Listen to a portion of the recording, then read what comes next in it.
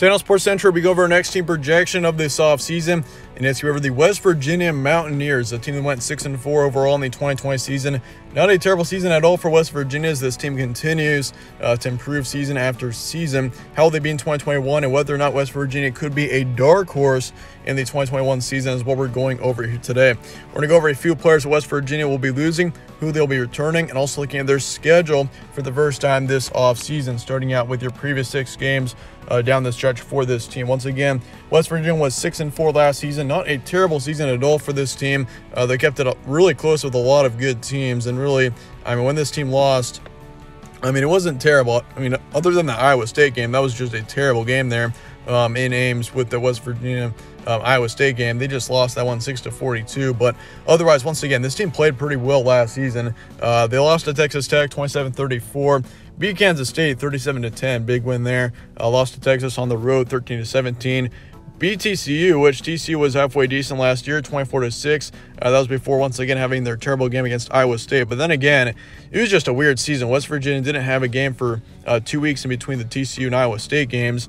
And then, of course, they beat Army in their bowl game. 24-21 was the final score there. So, finished out the season with a good bowl win, and overall, it was not a terrible season for the Mountaineers. First 5 games, you were 3-2. Last 5 games, you were also 3-2. So, really, there is not a lot of improvement. West Virginia was pretty constant with how they were last season. But looking at your roster preview now, of course, you return to starting quarterback Jared Doge. He's coming back. Letty Brown's also coming back. So, you got 2 very key players coming back there. Jared Doge definitely, I mean, he's starting to become a veteran quarterback for West Virginia. I mean, he's been in college football since 2017. I mean, he was with Bowling Green, of course, before he transferred in to West Virginia, and this will be probably his last season, I would assume. Let's see. Yeah, it is his last season coming up here. So for Jared Doge, it's going to be a big season coming up here for him. He played pretty well last year, putting up some pretty good stats overall. I mean, he put up over 2,500 yards, 14 touchdowns, 4 interceptions, 64% completion rate as well. So not a terrible season for Jared Doge. Letty Brown, he's coming back. He put up just over 1,200 yards, 11 touchdowns. He is a player to watch out for next season for West Virginia. Letty Brown, he's got a ton of potential. Alex Sinkfield is transferring away.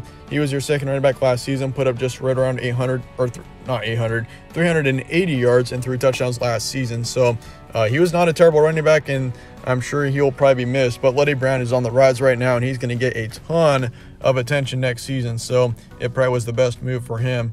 But they returned their top wide receiver then, and Winston Wright. He's coming back. He put up just right around he put up some good stats. It looks like he put up just around 300 yards. Actually, no, 500 yards and 2 touchdowns last season. Not a terrible season for him. Bryce Ford Wheaton is also coming back. He put up just over 400 yards. And then, of course, you got TJ Simmons. He's not going to be with this team next season. He is going to be leaving. Put up just over 400 yards and 4 touchdowns as well. So, overall, I'd say the skill players look really good for West Virginia. Really, I mean, even though you're losing your second running back, you got Letty Brown, who's going to take a huge workload next season. And then, I mean, TJ Simmons, he's our third wide receiver. So, looks pretty good there for the skill players positions. As for the offensive line, you lose 2 on there. 1 defensive lineman, you'll be losing there. And then, of course, 1 linebacker, too. So, chances of improvement in 2021, I'd say, are really good for West Virginia. This team looks pretty good going into the next season, especially if Jared Doge can stay healthy. I mean, this team has got a big amount of potential going into next season. Like, potential Big 12 dark horse is definitely not out of the question. Like, I could see this team as a top 4, top 3 team in the Big 12 next season. Like, it's going to be tough. You got Oklahoma and Iowa State definitely at the top.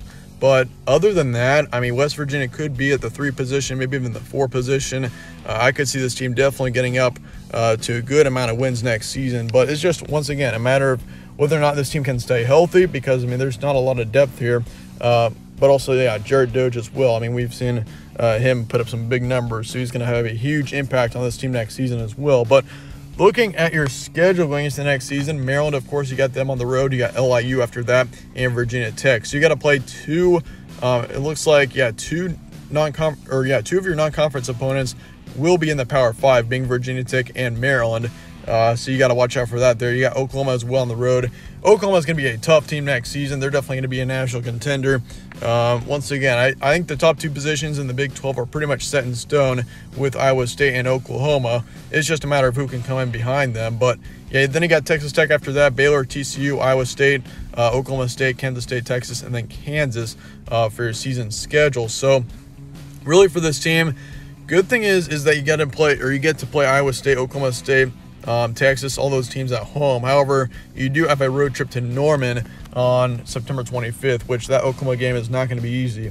It's just a matter of how many wins you can get out of those first 3. If you can start the season 3-0, that will give you a good amount of momentum going into the rest of the season, because if we're being honest here, that Oklahoma game is more than likely going to be a loss.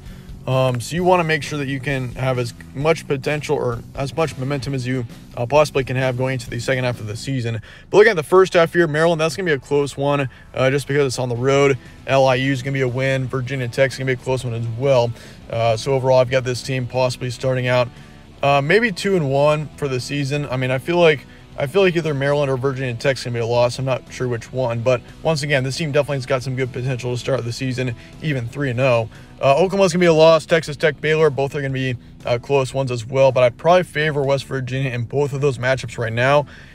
For Texas Tech, they're going to be an interesting team with Tyler Shuck in there. That's going to be a very interesting team next season for sure. But looking at the second half then, TCU, that's going to be a close one. I could see them being pretty good next year. Iowa State's going to be close. Oklahoma State's going to be close. Really, you're going to have a lot of close games next season. It's just a matter of how many of those you can win. Kansas State's going to be a close one. Texas will be close as well. Kansas, though, that'll be a win. So you'll get a win to finish out your season on November 27th. But ceiling is going to be pretty high for West Virginia. I could see 9-3 to 10-2 being your ceiling next season. Once again, it's just a matter of how healthy this team can be for 1, but also for 2, how Jarrett Doege can play. But projection will be 7-5 for you. 7-5 would be a good season for West Virginia. Like, once again, I could see this team 8-4 even, pretty realistically, but 7-5 will be your projection for now. I just think with the tough schedule, I think 7-5 would be a reasonable record for this team. 5-7 will be your floors. I've got you definitely making it to a bowl game, but there still is that chance that you do miss one. So I'm going to keep 5-7 as the floor.